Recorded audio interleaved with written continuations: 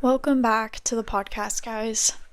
Just now, I realized that I could take off the stand to my mic.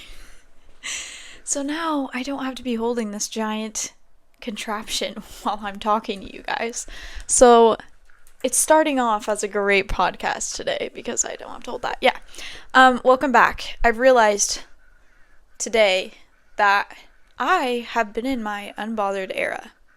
And what I mean by this is I recently have stopped caring about literally everything. And I don't know if this is a good or bad thing. And I'm still contemplating what and how I should feel and what I should do about this. But for the most part, it's been great.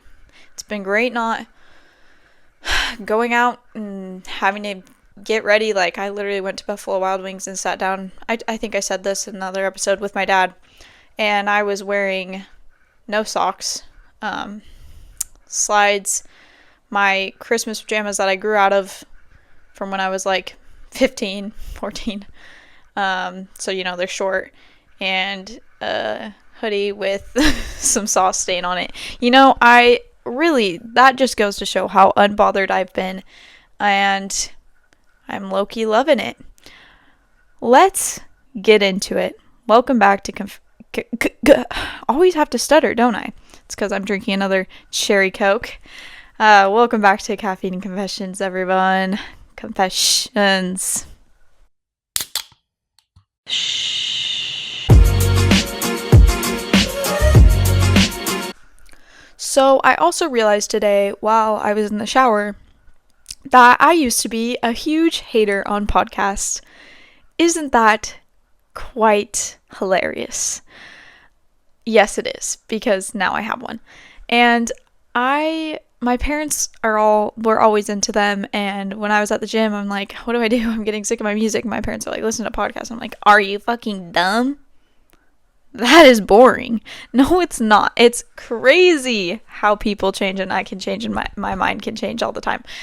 I now at the gym listen to so many podcasts, and one of these days I'm going to go through and share who I listen to.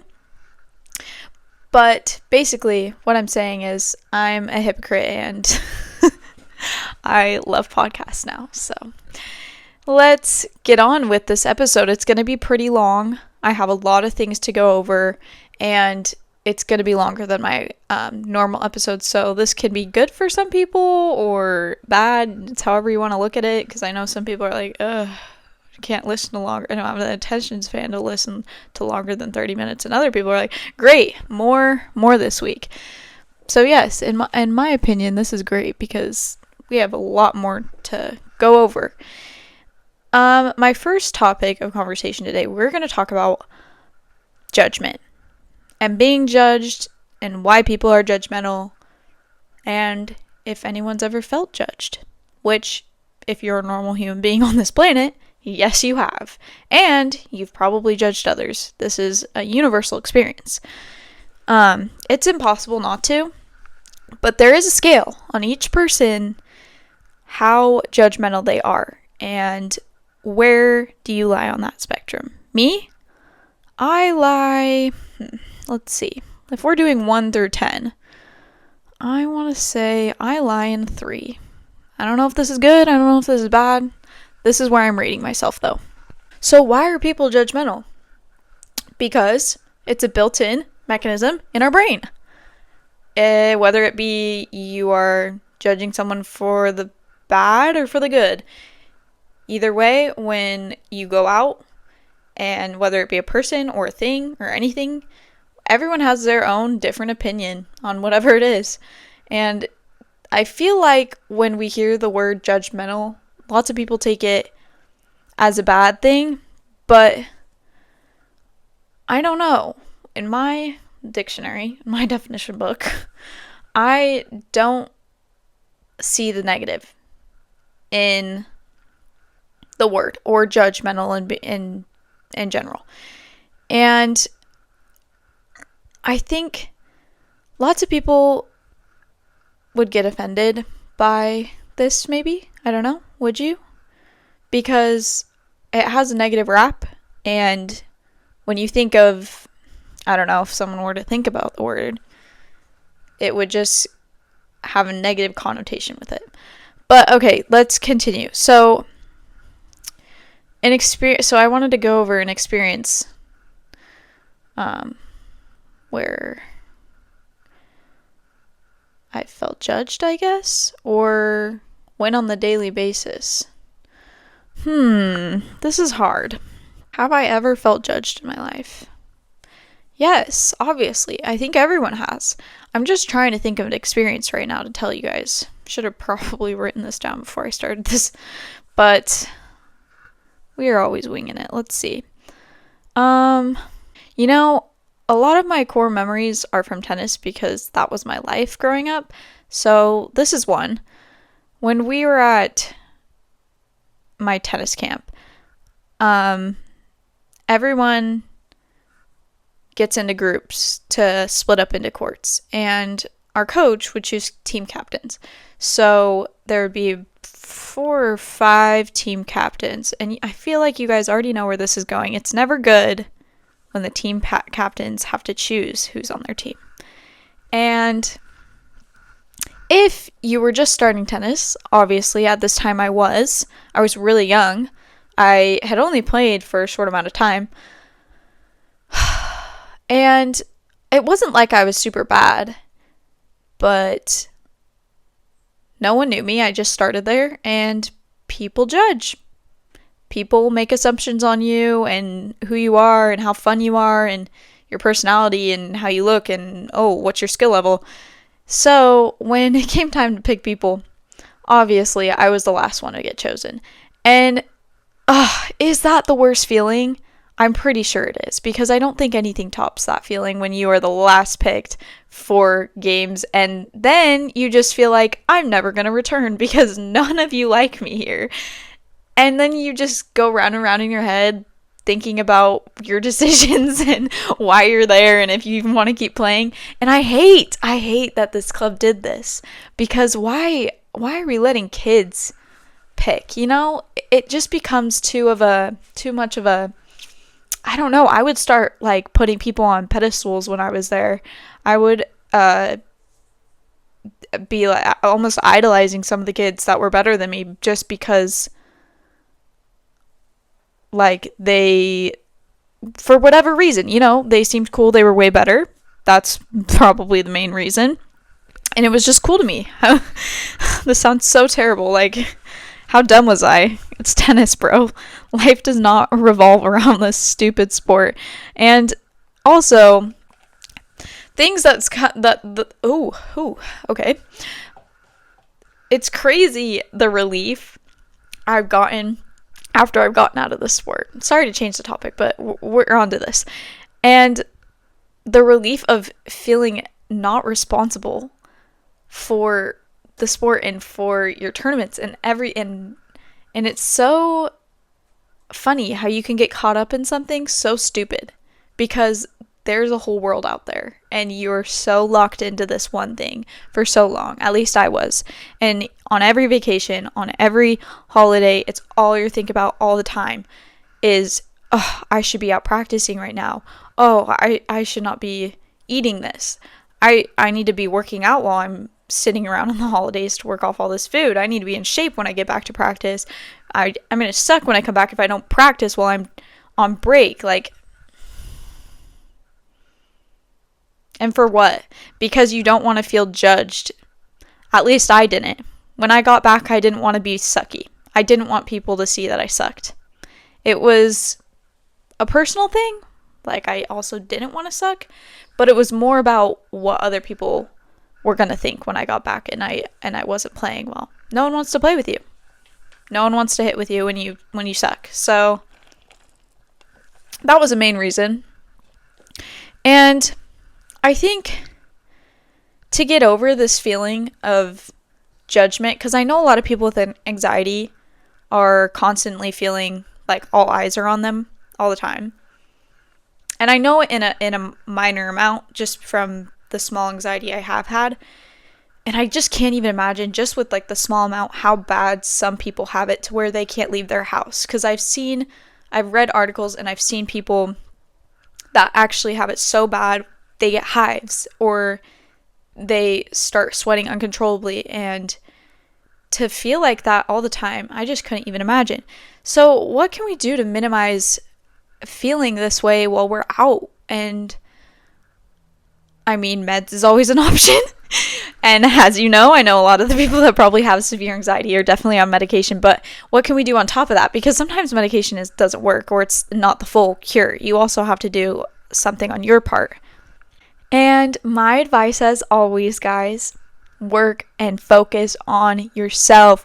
When you are so, wrapped in, involved in, consumed by your own self and what you are doing, everything else just disappears. You stop caring. Just like how I started out this podcast with, I am so unbothered. You know why I'm so unbothered? Is I have so many distractions that fulfill me, that take me to this place where I don't even notice. You stop noticing, you stop feeling these things. And I think that was the best cure for me when I did have the small amount that I did, was I was like, okay, I've had this before. What do? I find something new. I work towards it. I focus on something that's going to take my mind off other people around me and focus it back on myself. Self-growth, self-motivation, everything that I talk about so much and feel like is so important for every single person on this planet. Even if you don't have anxiety, this is just for you. Like everyone feels judged or is judgmental of others. So it really just applies to everyone, even if it is on a minor scale. But let's move on. When I was 13, I had an experience. I was at this tennis camp at BYU. I was staying there for, I don't know if it was a week or longer. And basically every day was wake up, go to tennis, eat tennis, hang out with friends. There was like a dance, then you go to bed, repeat. And I remember while I'm on this trip, I didn't have access to mirrors. So when I got up in the morning, I didn't know what I looked like. There was a bathroom mirror, right? But I didn't want to go out of my room to go to the bathroom and stuff and when I did go to the bathroom, I don't know. I just didn't look in the mirror. But anyways, what I'm trying to say, there were not mirrors around me during this trip. And what I experienced after I had not looked at myself for like a full week because I was getting ready in my room and not going to the bathroom and stuff. Like, I was going to the bathroom, guys. I was peeing, but I'm not going into the bathroom. You know what I'm saying. It was crazy because one of the last days we had like a group hangout thing, and I actually looked in the mirror and I was like, wait, I realized to myself, I was like, wait, I haven't looked at myself in so long. And it was so unexplainable. I felt so beautiful. I looked in the mirror and I didn't recognize myself. I was like, wait a second, that is me. And I think since we have so many, it's the access to looking at your phone all day and being on Snapchat and seeing yourself, or snapping people, and you snap a picture to yourself all day. Some people are on there all day, or just posting every day, or just being around mirrors in your house, whatever. I think we forget and we get used to what we look like, that we don't even realize how beautiful we are. And in this moment when I saw myself, I was like, oh, this is how other people see me. It was just this split moment, and I've never experienced it ever, but I will always remember this moment because it just had such an impact on me. But I was like, wait, this is how other people see me. I'm actually pretty good looking. I'm beautiful. And I think during that time I was pretty insecure because I've told you guys, I was told I looked like a guy a lot. I had thick eyebrows. So, I agreed that I was not, the, however you want to put the feminine image, the stereotypical pretty little girl, right? I felt more like on the guy end of things. I didn't really get ready. I didn't brush my hair. I think I didn't even bring a brush on the trip, and I just didn't really care. But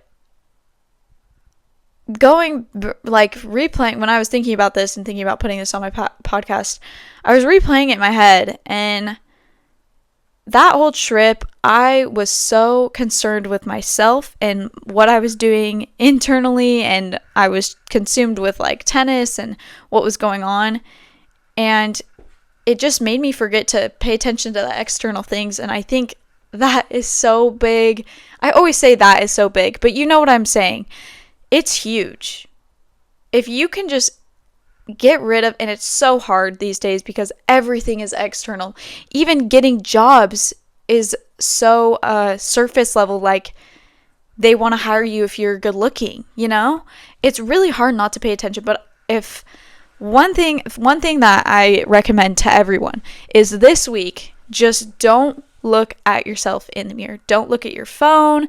Don't go on Snapchat. Don't look at, like, when I say don't go on your phone, don't go on the camera on your phone or where you can look at yourself. If you accidentally catch a glimpse of yourself, I feel like that's fine. Just don't fully like acknowledge every part of your body and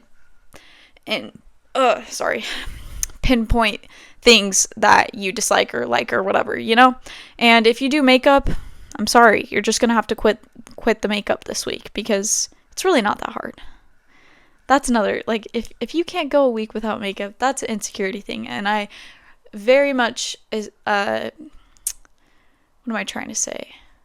I very much challenge you to not do your makeup. So you can try this, and maybe you have the same experience. And if you do, please reach out to me. Please tell me. And I think I will do the same thing when I think I'll start next week because I'll have a lot more going on and stuff. But anyways, yeah. It's really hard to not pay attention to external things and surface level things and what you're wearing and all that and not be concerned about how you look. But people are happier when they don't. So yeah, that's what I'm trying to say. When I was at the gym the other day with my friend, we went to her Lifetime gym. And if you guys don't know what Lifetime is, it's an insane gym. And they have multiple locations, and it's the biggest gym I've ever been in. There's like 3 stories. There's a restaurant in it. There's a med spa in it. There's sauna, steam room, pool, blah, blah, blah, basketball court, recovery session, recovery boots, massage chairs, water massage chairs. You get the gist. It's insane. And to go to this gym, you have to pay $300 a month. That's around, every single one is different, but that's around the price that you have to pay. And it is just insane, the amount of people that go there. And I know not every person is rich, and I know every person there doesn't have a ton of money and probably just doesn't spend their money wisely and can't really afford something like this, but is still going. But for the amount of people in every single Lifetime gym, it just hit me when I was walking out that all these people probably have a good amount of money to be able to be going to this gym and pay this much every month. And I feel like, I could be totally wrong, but I feel like most of them are not spending that money on helping other people. And I don't know if that's true. I don't know. Don't quote me. I could look at the statistics. I should have before I recorded this. But what I'm trying to say is, it's kind of bizarre to me because I definitely feel like I would be hearing more about it if we did have people donating to charities, orphanages, whatever, homeless, yada yada.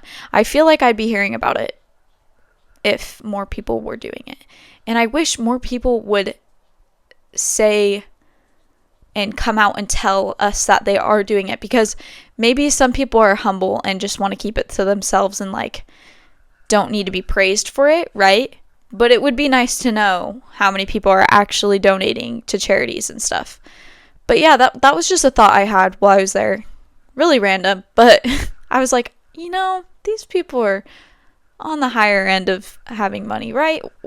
Why don't I ever see any of them helping others, like the unfortunate, But okay, let's get a move on. Okay, health anxiety and traveling.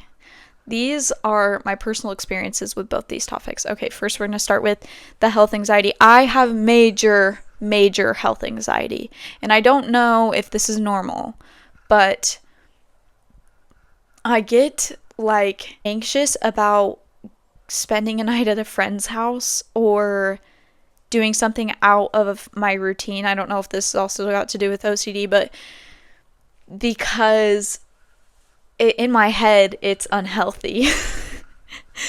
Because I like my routine. Like, I love going to bed at like 9 and getting up at 6:30.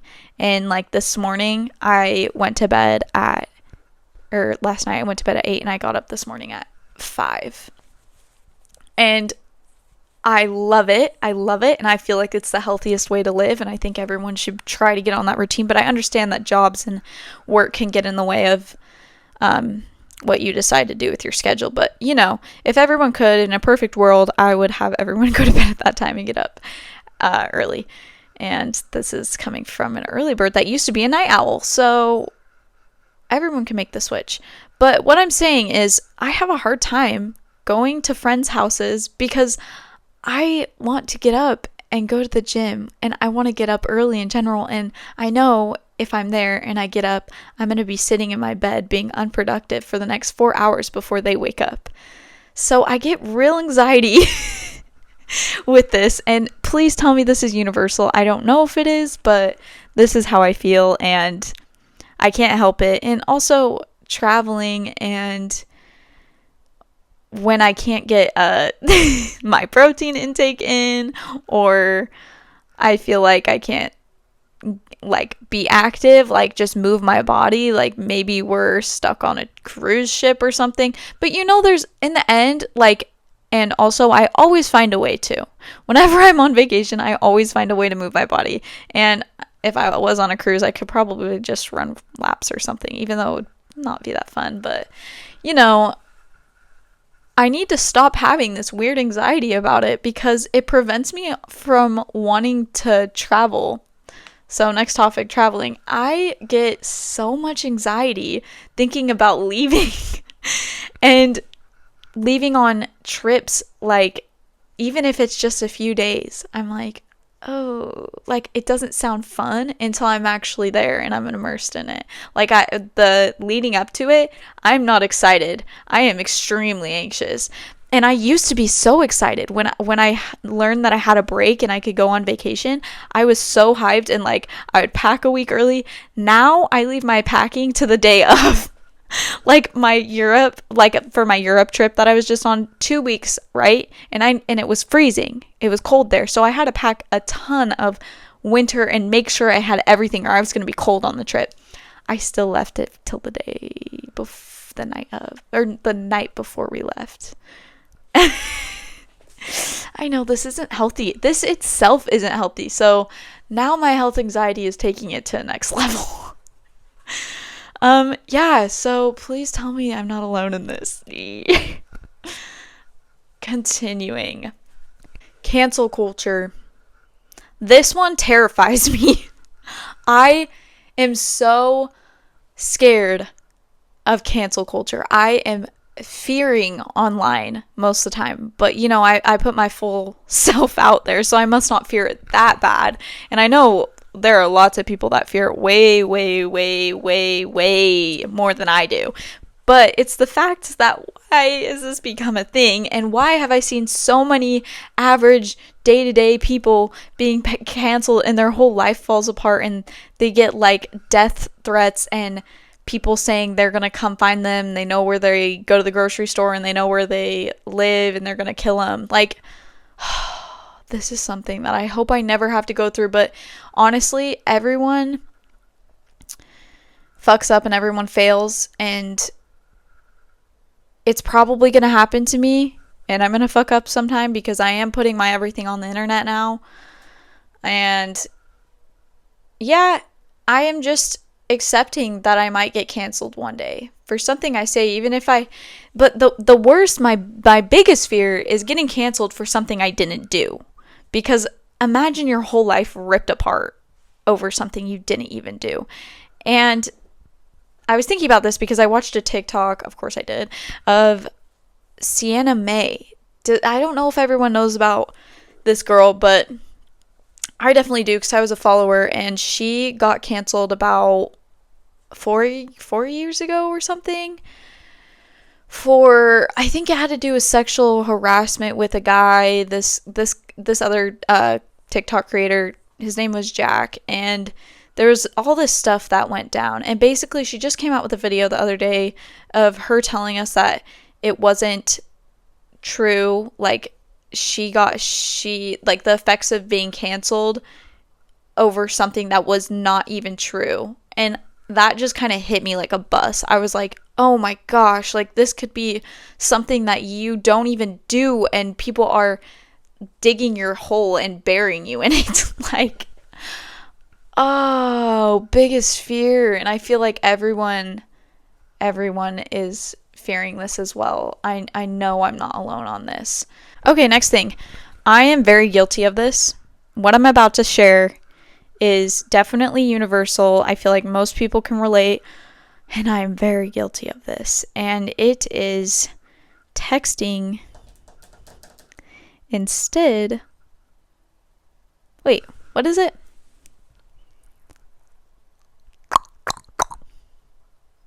Oh, being brave on text versus in person.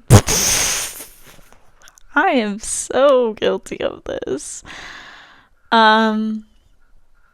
In the sense that even if it's not a like bad, and even if it's like not something terrible, like, oh, you're trying to break up with someone in person and you did it on text. I mean, I know everyone does this, and I just feel like, in my opinion, it's not that bad unless it is like you're trying to break up with someone you did on text. Like that's bad.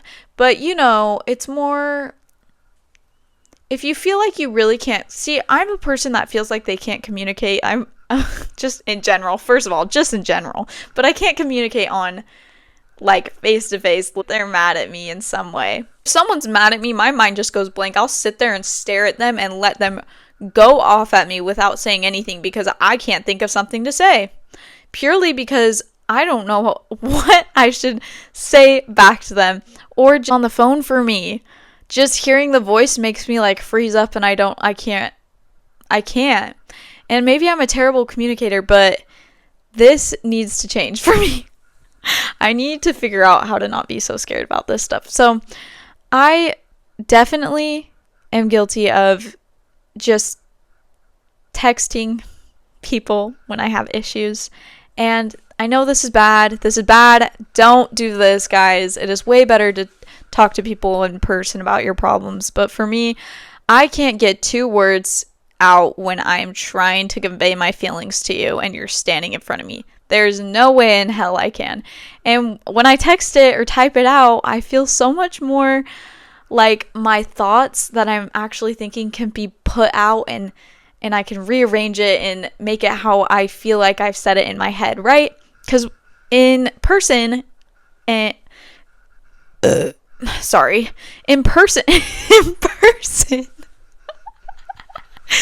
person, oh, how many times am I going to say that? There it is. In person, when I am trying to say something and I'm saying it in my head and I'm replaying it in my head and I'm about to go say it to you, it will never be the same. For some reason, it's the pressure of the situation. Even if it's not a pressured situation, there's still pressure for me. Yeah, I'm not alone on this. I know this, but please, if anyone has some funny stories with this topic of texting instead of confronting, or not even confronting, just like saying it in person, please comment, please tell me, DM me, whatever. Our last topic is, no, wait, not last topic. We actually have a few more. Cheating. This is a big topic. And micro cheating. Oh, the different levels of cheating and what is considered cheating these days. Do I even know? Do I know anymore? I don't. I used to think I knew, but I really don't, because everyone has their own little way of calling out someone for cheating. I have heard some undescribable stories of someone breaking up with the other person because they micro cheated, and what they considered micro cheating was not cheating at all, in my opinion. I was like, whoa, you broke up with them for this? Okay. Or you're mad at them for this? All right. Like, you might just be a little insecure. And I feel like that's what it all comes down to these days, are these people are so insecure and they just want to put it all on the other person, say, yeah, this is their fault, I'm feeling like this. And most of the time what they're feeling, your feelings are valid, right? They always are. But most of the time when you're feeling like that, it's an internal thing. It's not really what they did, right?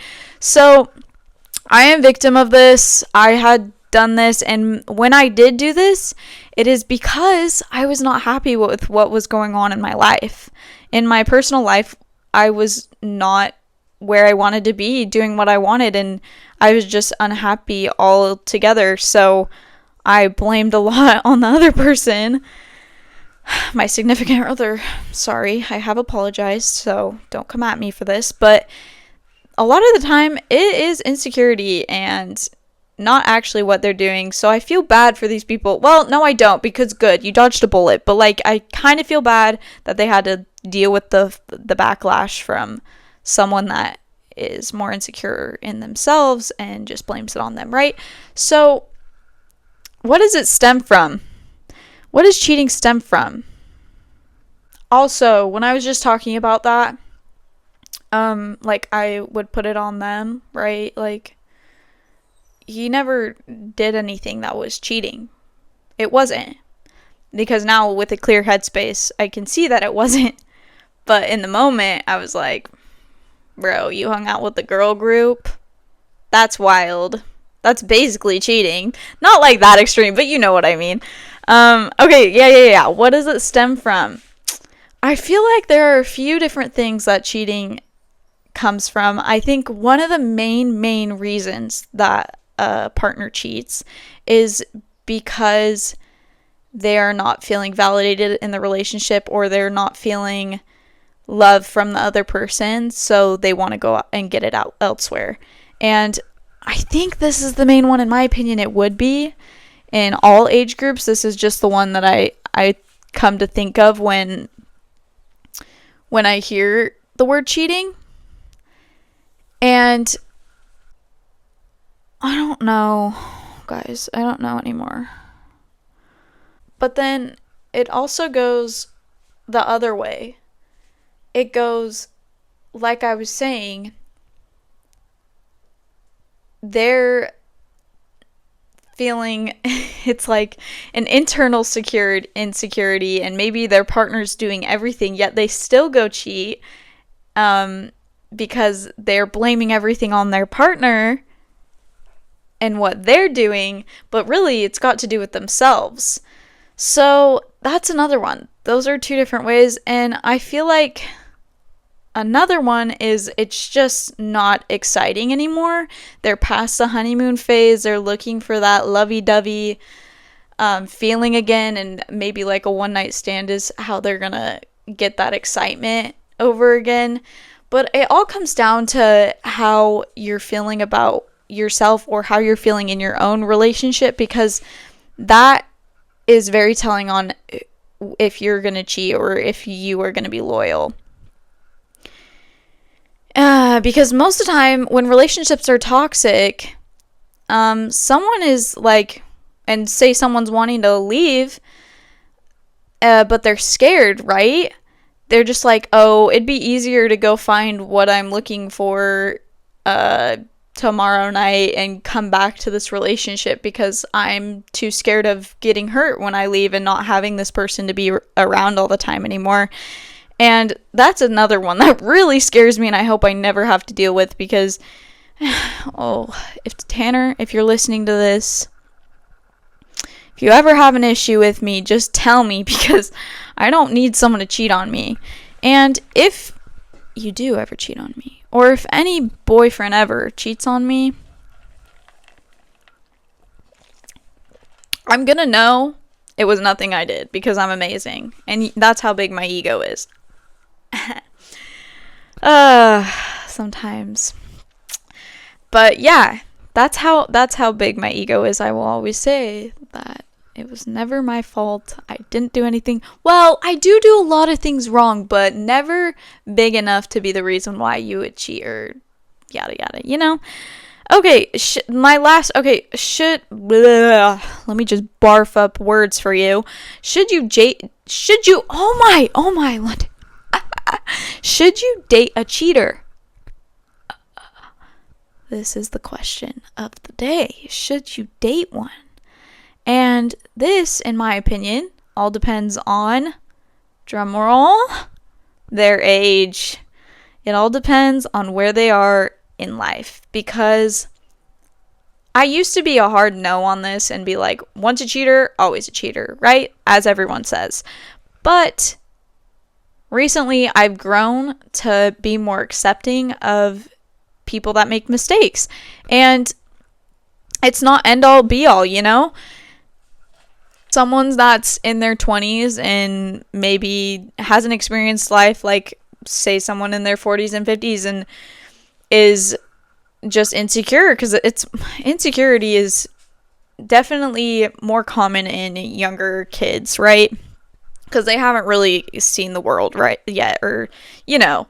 So I feel like it's acceptable if you are, I mean, it's never acceptable. Like, don't do it, right? I'm not telling you to go do it and be like, to say, oh, I'm young and dumb and stupid, like, I make mistakes. No, this is not what I'm saying. I'm just saying there's more leeway for me if you are younger rather than older, because when you are older, you fully know what you're doing. Your mind is fully developed. You know exactly what is going to come out of it, and especially if you've cheated before, you know the consequences and everything, you continue to do it. Yeah, there's no leeway for me right there. But, you know, personally, I would never date a cheater. I don't know. Would I? I don't know. See, it just depends, like I'm saying. But, yeah. Let's move on from this cheating topic because it's getting depressing. All these topics are pretty depressing, but this one is not terrible. One thing I hate more than almost anything in the world is people commenting on people's eating habits. Mostly because I was anorexic and I know how it feels to be anorexic and on the side of hearing other people commenting on what's good, what's bad all the time, and what's unhealthy and what is healthy and what we should be putting into our bodies and what should we not. There are so many different... Oh, that's my little dog talking. There are so many different ways and sources and people all putting their opinions out in the world, and so many followers following them and taking their advice on everything. There is no healthy versus unhealthy food in my head anymore. There just isn't, because it's always changing. It's always changing, and I'm so sick of it. Because I remember my mom was telling me when she was a kid, everything was fat-free, because if you got fat-free gummy bears, you'd be skinny. Is that the case? Now it's not. Do we even know? It's always changing. So I hate when someone says, "Oh, that is not good for you. Oh, that you are going to get a stomachache from that." Maybe you are. Personally, I eat this every day and I'm fine. I feel great afterwards. Maybe you feel sick. Maybe this isn't good for your body. You feel sluggish. You feel gross after. But I'm feeling energized and ready to run a marathon. Right? So, can we shut the fuck up about this topic? Ugh. But another thing that plays immensely into this is parents. Parents need to stop commenting. And I get, like, you have your control over your kids' foods until they're however years old and they're rebelling and eating whatever they want, right? But for the most part, you fed everything to them until they were old enough to choose for themselves. But there are some parents that are the biggest red flags that I've ever seen in this case. And one, I'm going to tell you, and I don't know if she knows that I noticed this, and maybe I'm not going to say who it is or anything. And I wonder if she'll even recognize that it's her. But basically, we were tight. We were really close. And when we would make food or go out to get drinks, like Swig in Utah, I know you Utah people know what I'm talking about. When we would go out to do stuff and eat, and we were young, so her mom would drive us, right? Or whoever's parent was available. Her mom would always comment on her weight and what she ate that day. And it you don't realize it, but it affects yourself too. This was before all my eating problems were there, but it affects the other person in the vehicle, or how you say, wherever we were. And it's so toxic and such a red flag for you to be commenting on your daughter's weight and what she's putting into her own body. And how should you know how it makes her feel? How should you know what's good and bad for her? Because everyone's different. Like I said, someone could eat something that makes them feel shitty, and the other person could eat it and feel like they want to go run a marathon. So why are you having a say? And we were old enough to eat what we wanted to buy. We had money. We could buy what we wanted to eat and stuff. But just why? And this is why, is because our parents' generation was also very toxic in the way of how we should look and the weight we should be and what's a healthy weight. And I know it's changed, but there is still, like I said in my last video, like skinniness is being glorified and stuff. It is still, like, it's still out there in the world that being skinny is healthy. And it's not. So let's shut up about that. All right, let's move on. What feeling depressed is like. All right, this is our last topic for today, and then I have a question from a little girlfriend named Kenna. But what feeling depressed is like? For me, it was the worst in the world, and I still have it, and I get seasonal depression, and I still am slightly depressed, but not to the extent I was last year, right?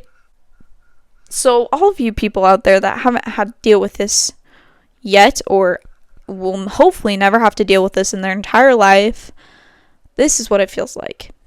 You don't want to get up out of bed in the morning. Getting up to go brush your teeth sounds like literally becoming president or becoming a doctor or going through 4 years of school, getting a bachelor's degree. That's what it feels like. You physically, mentally aren't able to do simple things like shower. I couldn't even stand up in the shower. I was too exhausted.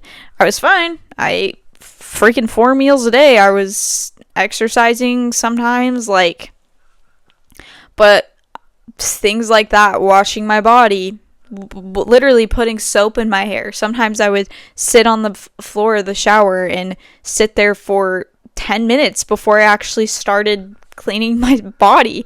Shaving, didn't want to shave. Most of the time would wait like a week to shave because I was just oh my gosh, such a pain, right? It is a pain itself, like simple things like that. And another thing is just being tired all the time, wanting to sleep constantly. Things that are literally nothing overwhelm you, like I was talking about. Like sleeping all the time was such a big one too. You get 10 hours of sleep, wake up, and you're still tired. You get ready, you're still tired. You take another nap, you don't feel any better after the nap. You're doing stuff late, like, how do you say it, lazily, just kind of just like meh. You know what I'm trying to say? And my dog is looking at me right now. She's like, what are you yapping about? She's so cute. Hi, little cherry. Hi, come here, sweetie. Okay, let's continue. Feeling like you're existing and not living your life, just feeling like a bubble floating in there. What are these analogies? This is actually funny, guys. Like, I don't know why I'm laughing. That's my go-to. No, but actually, like, feeling like you're just this ant, and you have nothing to do, nothing going on, and nothing excites you anymore. Yeah, can't find joy in anything. That's a big one. Things that you thought you liked, your interests, your hobbies, you don't like anymore. You can't... Cherry, stop whining. You literally just can't come to like, oh, last year, I used to love snowboarding. And... You're fine.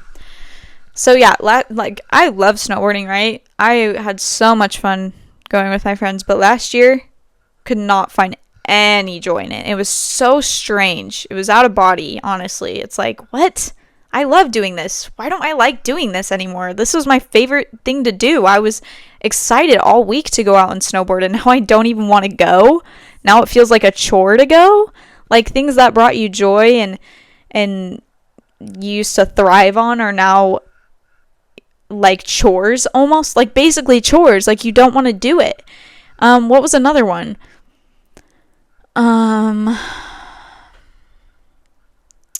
Going to the gym. That's just a basic one. This was every day.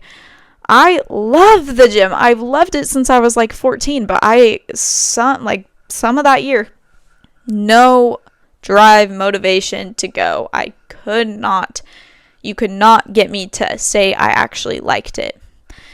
And yeah, these things are just, it's the worst feeling. I don't think there's something worse that you could feel than depression. I don't know. I have any other mental illnesses, like bipolar. I know all that stuff is super, super hard to deal with. But for me personally, this is the hardest thing I've ever felt and the lowest I've ever felt. And it sucks. And so I really, really feel for others that are on the internet and posting about how they're depressed. I always go out of my way to text them and tell them, you can text me, you can talk to me, because I know how that felt, and I know how I wanted other people to say the same to me. I wanted someone to reach out to me instead of me begging for people to talk to me, because I just felt like a nuisance. I felt like I was bothering people, but you're not. And if there were like 20 people a day texting me constantly about how depressed they are and how they're feeling, I wouldn't care. And I would hope you guys wouldn't care either. And maybe this is just me, but I would not care, and I would find joy in helping them. And I really wish someone could have done that for me. And mostly on my part, I didn't really reach out a whole lot. When I did, it was actually surprising the response I got, though. Like, when I had finally opened up about being suicidal and stuff, like, I didn't even really get a response. Like, people didn't know what to say. So I really did go through it alone, and I'm grateful that I have semi come out of it and have been better this year. But if you need help, reach out. I have even like suicide hotline. I've contacted suicide hotline. You can call, you can text them. I know people say like they're not an actual person. Yes, they are. It just helps to get it out sometimes and just write it down on paper. Also, another thing, if you're depressed, journaling. Oh, I've kept a journal for 3 years now. Best thing I've ever chosen to do. Chose to do. I've had on and off therapist, but this itself is therapy, and I highly recommend. But yeah, reach out, guys. Get help. Thank you. And question from Kenna. Let's end on this question. How to fully let go of someone. Whether, I don't know, in the sense, I think she was trying to say, like, after a breakup. And this one is, I'm sorry, Kenna, this one is just simple answer. I'm going to go more in detail, but this is my simple, flat out answer. Time. Time is the only thing that's going to do you good. And time away. Not just, like, say you're still in contact with them, still texting them. No, cut it out. Don't follow them, block them. If anything, delete your socials if that's the extent you need to go. Put your phone in a drawer. Don't look at your phone for however many months it takes for you to get over it. Don't bring it. So this is another one. Don't bring it up when you are with people. Don't talk about it. And I know this is controversial. Lots of people are like, talk about it, get your feelings out. Sometimes it's better left unsaid. Sometimes it is better to not say anything, let you sit in your thoughts and not have to think about it with other people too. Because guess what? When you finally feel like you're getting over it and you revisit that one friend that you talked about it last time to, and they bring it up again, it's just going to come full cycle, come back around. You're going to feel like shit all over again. And you're like, shit, like I just finally felt like I was doing better and now you're bringing it up again. So that's another big one. If you're trying to get over someone, don't talk to other people about it. If you need to talk to your therapist about it, that's another thing. And even then, like, you can tell them, hey, I'm finally feeling like I am not having this person in my head anymore. So I think our topics with this person should stop until I feel like I want to talk about it again. Let everything be on your terms, because in the end, you are going to be the one that's going through it, not anyone else. So for me, though, I have a hard time getting attached to anything and anyone. So I had a long-term boyfriend for like 2.5 years. And before we broke up, I felt a lot of sadness. I was sad. But before I broke up with him, I had already come to terms with this person isn't going to be in my life anymore because it just won't work out if they are. So, and it sucks. And I sat in it for months and months while we were even dating, which I feel like is almost harder than doing it after you broke up. But eventually when I broke up with them, I was totally fine. I didn't cry anything because I had sat in the idea of them not being around anymore anyways, and I was fully okay with it before we broke up. And I'm not saying that this is what you should do, because honestly, this is terrible for your partner. They should know right away. And I was a little bit evil for not talking to him about it before I totally just broke it off. But that's what I did. And yeah, so you just gotta sit in it. Honestly, time heals. And I know it's stupid and everyone says this and it's just like repetitive and everyone's like, time will heal, you're fine, like you'll be okay, that's like the worst thing. Like, you don't want to hear that when you're still in the thick of it. And like, that's just like the thing, like that's the thing I didn't want to hear when I was going through a breakup. I was like, shut up, like I know I'm telling myself this, but I don't need to hear everyone say it too. So that's basically my answer for you, Kenna. Hopefully you got something out of that. Hopefully you all that are listening got something out of that. So this is double time over. Thanks for listening, guys. I know not too many dad jokes in this one, not too many laughs, but definitely some things that needed to be said. Thanks for watching. We'll be back with episode 10. Oh my gosh, we're getting double digits, guys. This is amazing. Go follow my Spotify if you're listening on YouTube. If you're listening on Spotify, you can also subscribe to my YouTube. You can watch me on there if you don't have the camera on your Spotify, whatever. Thank you, guys. See you later. Love you, losers.